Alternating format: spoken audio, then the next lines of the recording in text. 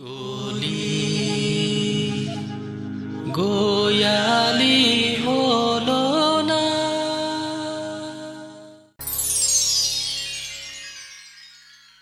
नमस्कार, मैं हूं रवि शर्मा। आज 19 जुलाई 2021 का दिन है और शाम के 6:30 बजे हैं। आज हम लोग एक छोटे से एडवेंचर पर जा रहे हैं।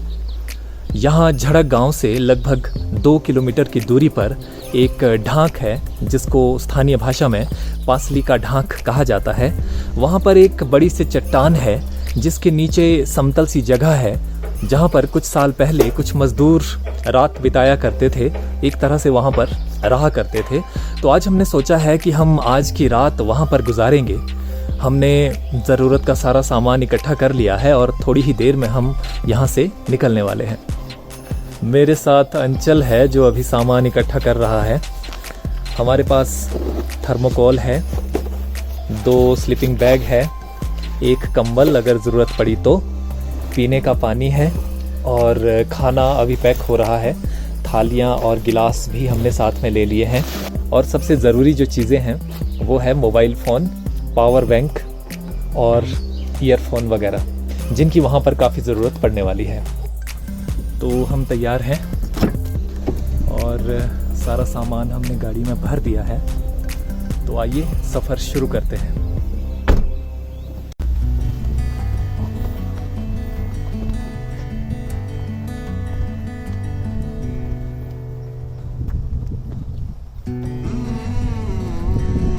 रोड की हालत 2-4 दिनों से ठीक है।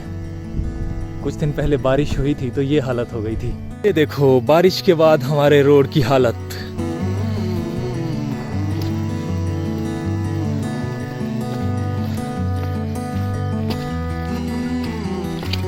सारी मिट्टी बह गई, बस पत्थर ही पत्थर।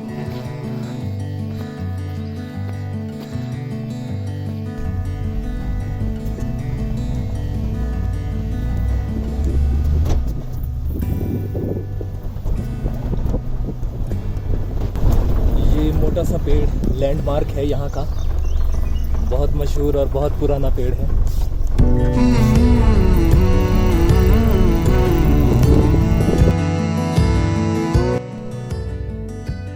यहाँ पर हम लिंक रोड को छोड़कर मेन रोड पर आ गए हैं।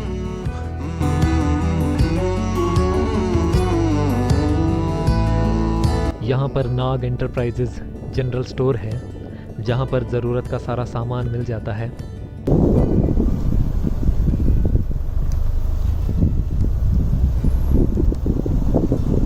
यहाँ से थोड़ी सी दूरी पर झड़क गांव का मेन स्टेशन है जहाँ पर बसें रुकती हैं और वहाँ पर कुछ दुकानें भी हैं।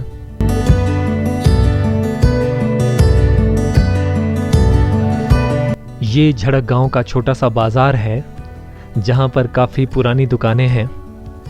बहुत सी दुकानें हमारे बचपन के दिनों से अभी तक कायम हैं और इधर कुछ कंस्ट्रक्शन वर्क आजकल चल रहा है। चलिए आगे बढ़ते हैं। इस जगह को मोटर अड्डा कहा जाता है। यहाँ पर दोपहर में रोहड़ू से झड़क आने वाली बस मुड़ा करती है। बचपन के दिनों में जिस दिन हम स्कूल नहीं जाते थे उस दिन बस को मुड़ते हुए देखना हमारी सबसे बड़ी ड्यूटी हुआ करती थी। सड़क के दोनों ओर आजकल काफ़ी हरियाली है।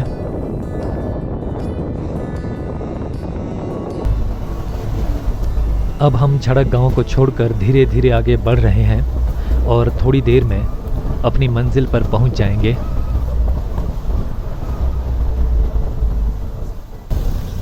यहाँ पर बरसाती नाला है। जब कभी बारिश होती है तो ये नाला पानी से भर जाता है और बहुत सुंदर दिखता है।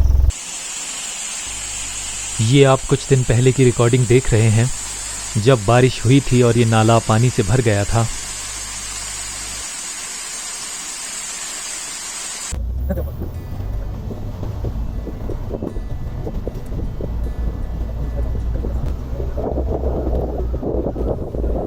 अब हम मंजिल के एकदम करीब हैं। बस हमें सामने नज़र आ रहे इस मोड़ तक ही जाना है। यहाँ से झड़क गांव का बहुत सुंदर नज़ारा आप देख सकते हैं। ढलती शाम के साए में हमारा गांव का मंदिर आप देख सकते हैं। सड़क से ऊपर की बस्ती अपर झड़क कहलाती है, नीचे वाली बस्ती को निचला झड़क कहते हैं।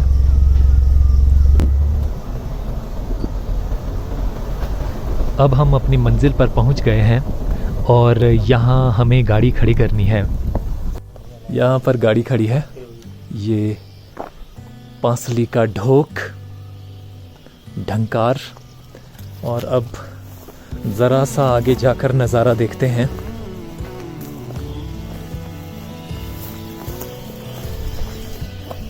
ये बहुत गहरी खाई है, जितना खूबसूरत नज़ारा है उतना ही ख़तरनाक। ये कुछ बस्तियां हैं छोटी छोटी। झड़क गांव आप देखिए, वहाँ से लेकर इधर नीचे तक फैला हुआ है और उधर उस तरफ से होकर इधर इस ढांक के पीछे तक फैला हुआ है। ये एक पुराना दोस्त मिल गया है। अब हम गुफा की तरफ जा रहे हैं, ज़रा सा मुआयना करने और रास्ता देखने।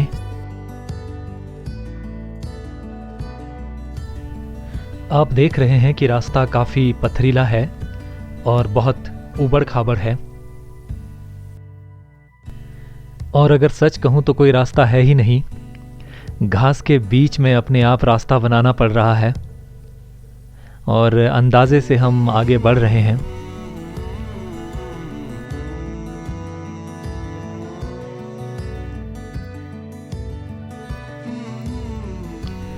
इधर लंबी लंबी घास के बीच में चलना बहुत मुश्किल हो रहा है और कहीं कहीं तो कंटीली झाड़ियां भी हैं।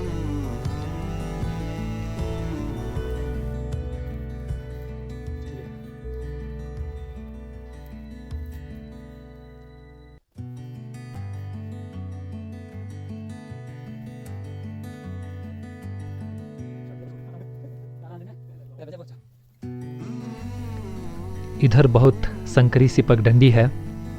अगर सावधानी से ना चला जाए या पैर फिसल जाए तो बहुत नुकसान उठाना पड़ सकता है।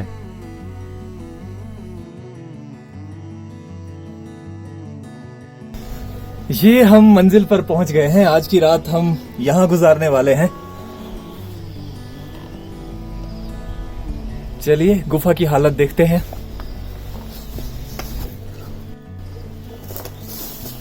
ऊपर चढ़ने के लिए कोई रास्ता नहीं है, आप कहीं से भी चढ़ सकते हैं। हाँ। अब इस जगह को थोड़ा सा ध्यान से देखते हैं।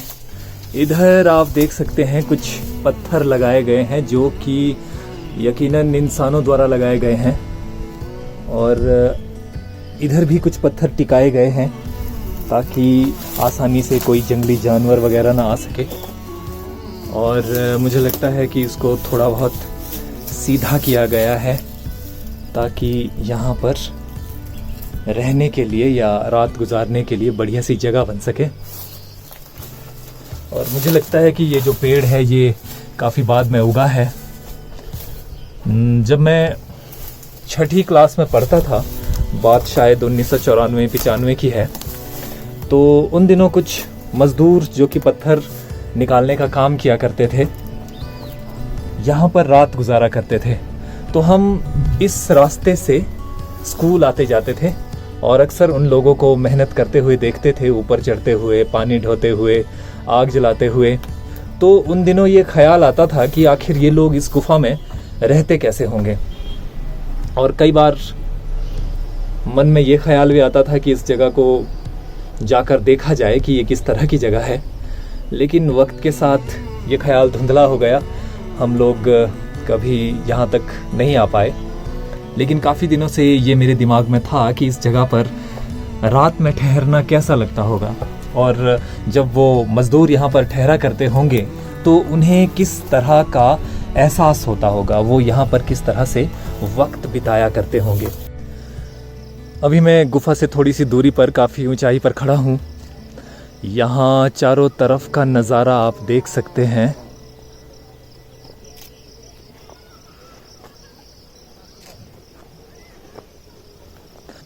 ये पांसली का ढोक है, पांसली का ढंकार। यहाँ पर मैंने कैमरा सेट कर दिया है और मैं आपको दिखाता हूँ कि कैमरा क्या कर रहा है। ये एक टाइम लैप्स वीडियो इसमें बन रहा है। अभी धीरे धीरे हमारा जो गांव है वो अंधेरे में डूब जाएगा और घरों की बिजलियां जलेंगी, तो उस नज़ारे को मैं कैमरे में कैद कर रहा हूँ। फिर बाद में आपको दिखाऊंगा कि ये टाइम लैप्स किस तरह का बना है।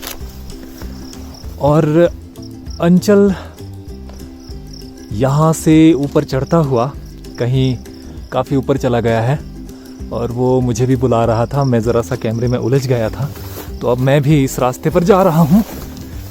आइए देखते हैं कि ऊपर क्या है। हाथ में मोबाइल लेकर चलना बहुत मुश्किल होता है क्योंकि आपका एक ही हाथ फ्री रहता है। ये मैं किसी पुराने रास्ते में आ गया हूँ इस तरफ। अब मैं यहाँ से इस तरफ जा रहा हूँ।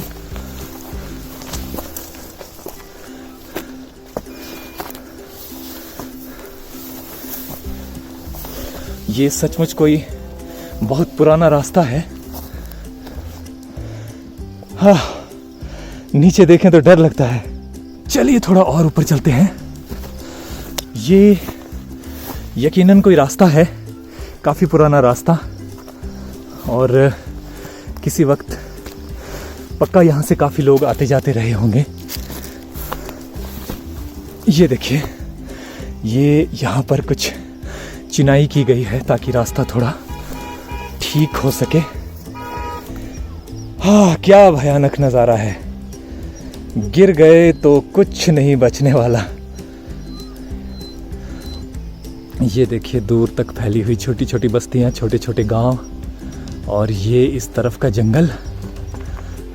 यहाँ से देखिए सीढ़ियाँ सी बनाई गई हैं और ये कुदरती नहीं है, ये मैं पक्के तौर से कह सकता हूँ। ये देखिए, यहाँ पर पत्थर टिकाए गए हैं और ये सीढ़ियाँ बनाई गई हैं। कमाल के लोग थे। अब यहाँ से रास्ता फिर संकरा हो गया है। यहाँ से मैं गिर भी सकता हूँ। लो, अब मैं यहाँ आ गया। मुझे तो ये अंचल को देखिए, किसी को वीडियो कॉल कर रहा है, खुश है।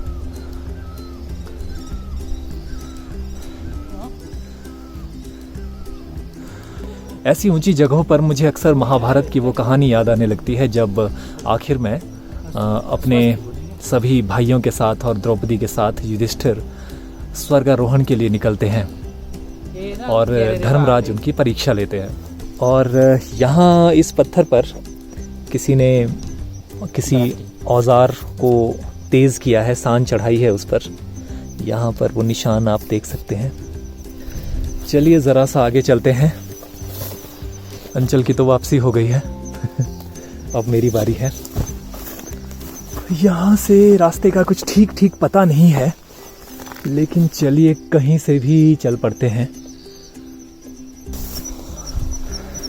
हाँ, ये नाशपाती का पेड़ हमें यहाँ पर मिला है, यानी ये हम किसी के बगीचे में आ गए हैं।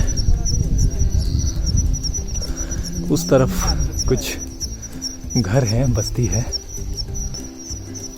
यहाँ से नीचे देखें बहुत गहरी खाई है। तो अब मैं वापस चलता हूँ। थोड़ा अंधेरा हो रहा है। ढांक में ऊपर चढ़ना आसान है, लेकिन नीचे उतरना ज़रा मुश्किल होता है। पैर बहुत संभल कर रखना पड़ता है। तो अगर आप मेरी तरह का कुछ एडवेंचर करें तो एक दो चीज़ों का ध्यान रखें कि दिन की रोशनी में ज़्यादा काम करें, और दूसरा, जूते अच्छे पहने, फिसलन भरे जूते ना हो।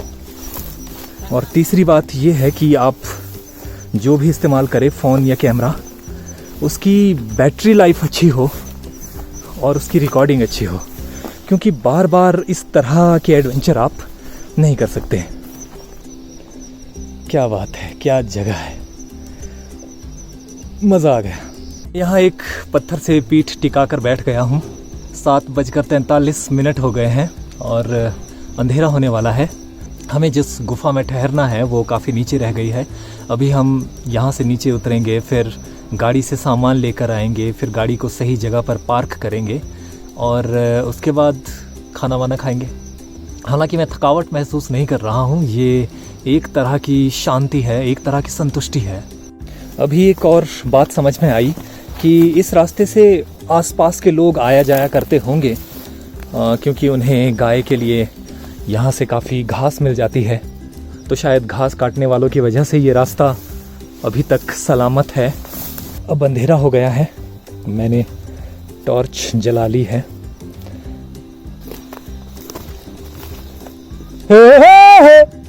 यहाँ से गूंज पैदा नहीं हो रही है। चलिए नीचे उतरते हैं। अब हम गाड़ी की तरफ जा रहे हैं। अंधेरा होने लगा है और रास्ता ख़राब है, तो इसलिए गाड़ी से जितनी जल्दी हम सामान ले आएं उतना अच्छा है। अब हम उतरकर गाड़ी के पास आ गए हैं और यहाँ से हम अब सामान ले जाने वाले हैं। हाँ, हम सामान लेकर आ गए हैं। पसीने से तर हो गए। अंधेरा हो गया था तो घास के बीच में रास्ता ढूंढना मुश्किल हो गया था, तो काफ़ी जगह से बाजू छिल गई है। ये हमने थर्मोकोल बिछा दिया है, थोड़ा सा पानी हमने पी लिया है, हमने टॉर्च यहाँ पर रख दी है और सामान हमने इधर रख दिया है। और अब यहाँ पर छोटे छोटे कीड़े हमें परेशान कर रहे हैं जो रोशनी की तरफ उड़कर आ रहे हैं। ये मेरे ख्याल से कोई 5-6 घंटे का सफर तो है। ये देखिए, हमारी टॉर्च को छोटे छोटे कीड़ों ने चारों तरफ से घेर लिया है। अभी हम फ़िलहाल रिलैक्सिंग मोड पर हैं। छोटे छोटे कीड़े हमें परेशान कर रहे हैं और पसीने की वजह से थोड़ा शरीर चिपचिपा हो गया है। अभी मुझे याद आया कि मैंने कैमरा भी काम पर लगा रखा है, मैं उसे लेकर आता हूँ।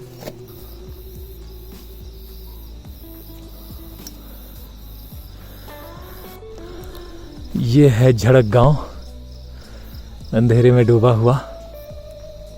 मैंने कैमरा बंद कर दिया है और अब मैं वापस गुफा की तरफ जा रहा हूँ। अब मैं वापस गुफा में आ गया हूँ। हाजी जा देखा बैठा हुआ आज बस यहाँ। तो 8:32 हो गए हैं। फ़िलहाल करने के लिए कुछ भी नहीं है, यहाँ तक कि फ़ोन चलाना भी मुश्किल है। फ़ोन ऑन करते ही छोटे छोटे कीड़े चारों तरफ से घेर रहे हैं, तो फ़िलहाल आराम कर रहे हैं। 9:03 हो गए हैं और अब हम सोच रहे हैं कि खाना खा लिया जाए। हम सब्ज़ी और चपाती घर से लेकर आए हैं और साथ में दूध भी लेकर आए हैं। चपाती, सब्ज़ी, सब्ज़ी, चपाती और दूध। गुफा रेस्टोरेंट में खाना खा रहे हैं जी आज।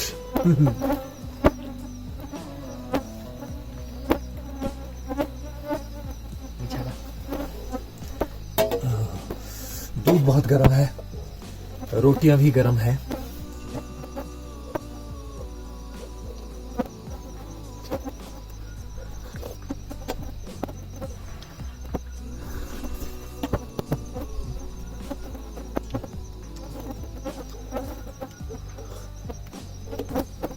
तो हमने खाना खा लिया है और अब हम स्लीपिंग बैग खोल रहे हैं।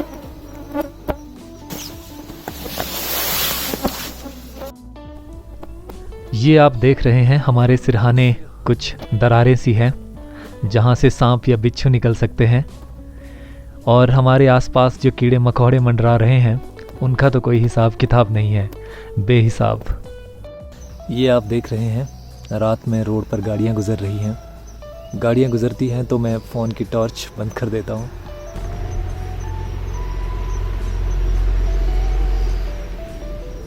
(9:52) हो गए हैं।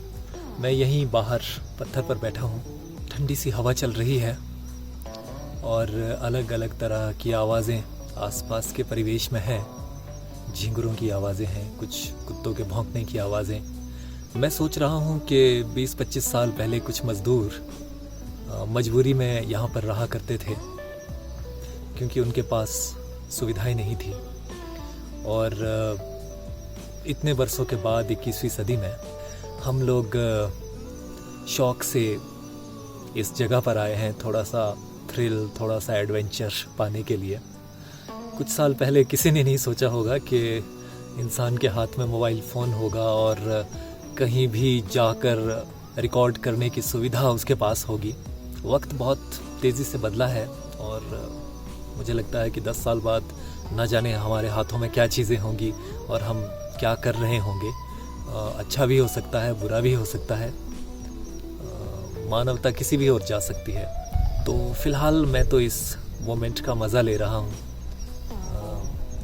ठंडी सी हवा चल रही है और उसमें आसपास की घास हिल रही है, झिंगुरों की आवाज़ें बैकग्राउंड म्यूज़िक दे रही है और यहाँ से गांव भी नज़र आता है। तो लगता है कि हम लोग गांव से दूर तो हैं लेकिन फिर भी गांव में ही है।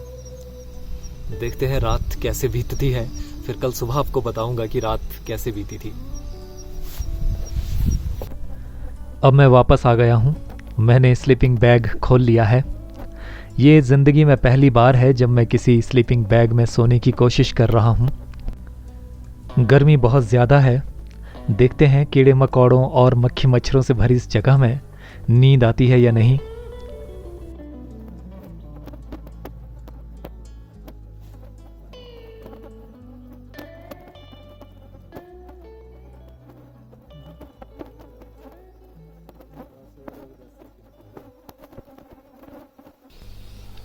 सुबह हो गई है। हमने बड़ी कामयाबी से रात गुजार ली है, लेकिन रात भर बहुत गर्मी थी। स्लीपिंग बैग में पसीने से लथपथ हो गए और ज़रा सा बैग से बाहर निकले कि कीड़े मकोड़ों और मक्खी मच्छरों का हमला शुरू। रात में नींद खुली तो पता चला कि हल्की हल्की बारिश हो रही है। कुछ पक्षी इस जगह की ओर उड़ते हुए आए और हमें देखकर वापस चले गए। कल रात उनका ठिकाना शायद हमने छीन लिया था। सुबह के 5:30 बजे है और अब सामान पैक करके घर जाने का वक्त हो गया है। रात का एक्सपीरियंस मिला जुला रहा। रात भर काफ़ी गर्मी थी और स्लीपिंग बैग में और ज़्यादा गर्मी महसूस हुई और कान के पीछे मच्छर भिनभिनाते रहे। अजीबोगरीब से कुछ सपने भी आते रहे गाड़ियों के आने जाने के। हमारी तैयारी वैसे तो ठीक ठाक थी, लेकिन कुछ कमियां हैं जिनको आगे जाकर सुधारना होगा। एक तो सामान के लिए बड़ा सा बैग होना चाहिए ताकि सारा सामान 1 या 2 बैग में आ जाए और उसको पीठ पर उठाया जा सके। और दूसरा, अगर बरसात का मौसम है, गर्मी का मौसम है, तो मच्छरदानी जैसी कोई चीज़ साथ होनी चाहिए ताकि मच्छर परेशान ना करे। और अगर छोटा मोटा टेंट अपने पास हो तो फिर तो क्या कहना। हमने सामान पैक कर लिया है और अब हम यहाँ से निकल रहे हैं।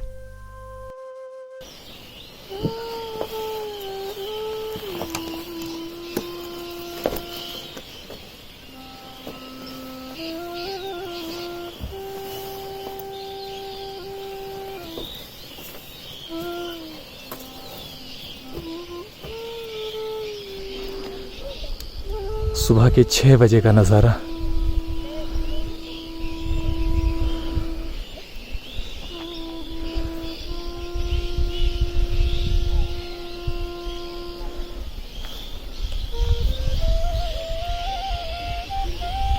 हम यहाँ से जल्दी निकलने की कोशिश कर रहे हैं, इससे पहले कि लोगों की आवाजाही शुरू हो जाए और लोग सड़क में खड़ी हमारी गाड़ी को देखें और फिर सवाल जवाब होने लगे।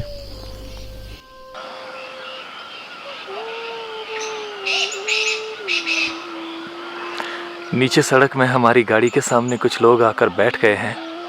हम उनके जाने का इंतज़ार कर रहे हैं ताकि किसी भी तरह के सवाल जवाब से बच सके। ये वो टाइम लैप्स वीडियो है जो मैंने रात में बनाया था ठीक से बना नहीं, शायद हवा की वजह से कैमरा हिल रहा था।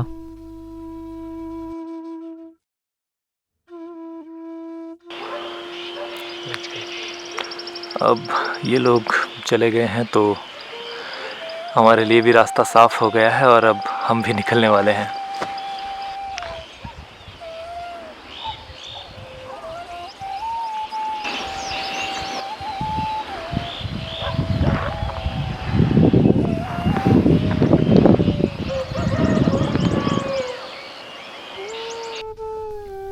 रोहड़ू से पालमपुर जाने वाली बस यहाँ से गुजरने वाली है। इसके जाने के बाद हम लोग भी यहाँ से चल पड़ेंगे।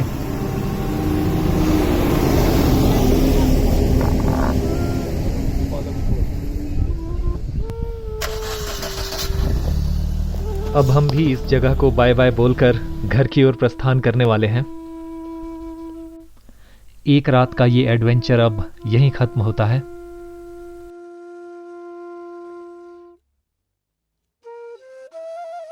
हाँ लो जी, घर वापस आ गए। काफ़ी अच्छा एक्सपीरियंस रहा। फ्यूचर में सुनाने के लिए एक छोटी सी कहानी हमारे पास आ गई है। फिर किसी नए व्लॉग में फिर मुलाकात होगी। तब तक बाय बाय, टेक केयर।